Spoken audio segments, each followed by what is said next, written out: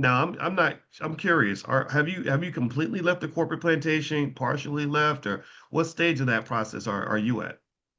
As of January 24th, 2025, I left the corporate plantation. So it's almost been exactly 1 year.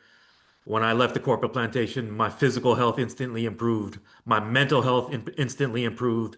My wealth instantly improved. Um, my peace of mind instantly improved. And I'm never going back. Wow, wow, and I think that's important. I don't know if anybody else, how many, anybody else liberated from the corporate plantation yet? How many of you have left the corporate plantation? If you're free, put the word free in the comments. If you're gonna be free, if you're about to be free, if you're buying your freedom, put that in there too. I'd say we borrowed money to go to college. A lot of us did because we thought we were borrowing money to get something that would make us feel freer.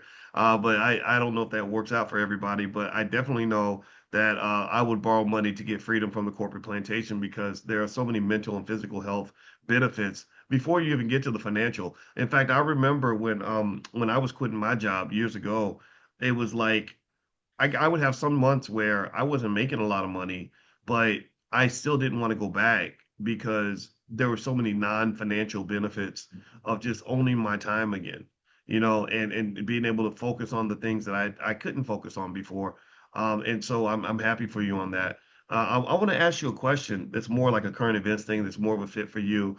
Even though, just so y'all know, in case you didn't notice, if you're a football fan, you'll notice that I showed up wearing this. He shows up wearing that. So that really tests our friendship, man. Really tested our friendship.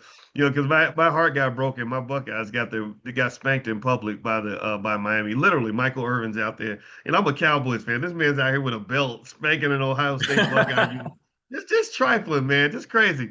But anyway, I'm kidding. I'm happy for him. Let me ask you this: did you see anything about what was going on with the market today? The market dropped as of right now. It's down about 400 points, and a lot of people are connecting it to Donald Trump kind of attacking the Fed chair Jerome Powell.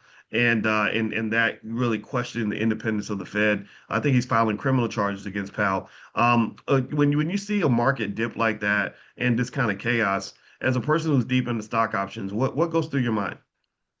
To be honest with you, Doc, nothing. Nothing. I have the same approach. I have the same psychology every period. I lock in on what I'm doing. I'm too focused on what I'm doing to focus on what the next man is doing. So I'm gonna produce in any market condition. If the market's up, I'm gonna produce. If the market's flat, I'm gonna produce. If the market is down, I'm gonna produce. I have the same psychology, same approach, any market condition. Wow. Okay. So now what approach is that? I know that you're really deep into stock options in terms of using that as an income driver for yourself. Tell us about your approach. My approach is to send America to work. Okay. I'd rather tan on the beach. I'd rather work on my tan on the beach than work on that plantation.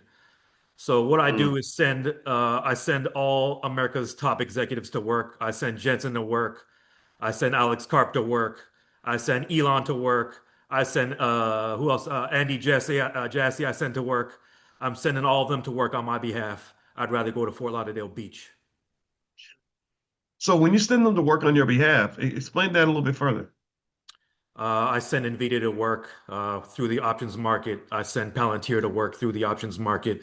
I send Amazon to work through the options market. Um, I'd rather chill. Mm.